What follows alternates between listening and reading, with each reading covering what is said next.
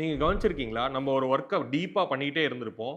அந்த ஒர்க்க முடிச்சுட்டு அதோட பாதியில நிப்பாட்டிட்டு அடுத்த ஒர்க்க ஸ்டார்ட் பண்ண ஆரம்பிக்கிறப்ப, நம்ம ஆல்ரெடி பண்ணிட்டு இருந்த ஒரு ஆக்டிவிட்டியோட விஷயம் நம்ம மைண்ட்ல ஓடிக்கிட்டே இருக்கும். ஃபார் எக்ஸாம்பிள் புக் படிச்சுட்டு இருந்தீங்க. திடீர்னு கிளம்பி இப்ப வெளில டிரைவிங் போறீங்கன்னா, அந்த புக்ல இருந்த விஷயங்கள் உங்க பிரெயின்ல ஓடிக்கிட்டே இருக்கும். இது எல்லா சினாரியோலயும் நடக்கும்.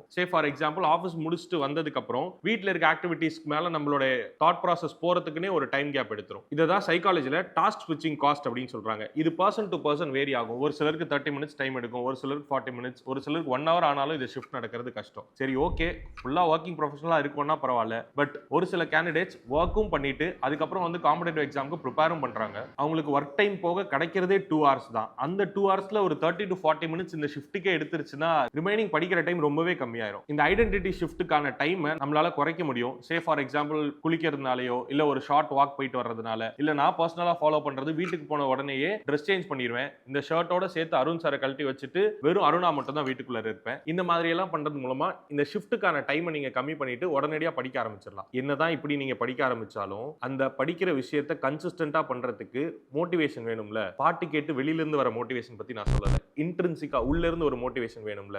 அது இருந்துச்சுனா தான் உங்க பிரிப்பரேஷன் கன்சிஸ்டன்டா மாறும். அந்த மோட்டிவேஷனோட கன்சிஸ்டன்டா எப்படி படிக்கிறதுன்னு தெரிஞ்சுக்கணும்னா கீழே டிஸ்ப்ளே ஆகிற நம்பருக்கு கைடன்ஸ் அப்படின்னு வாட்ஸ்அப் பண்ணுங்க.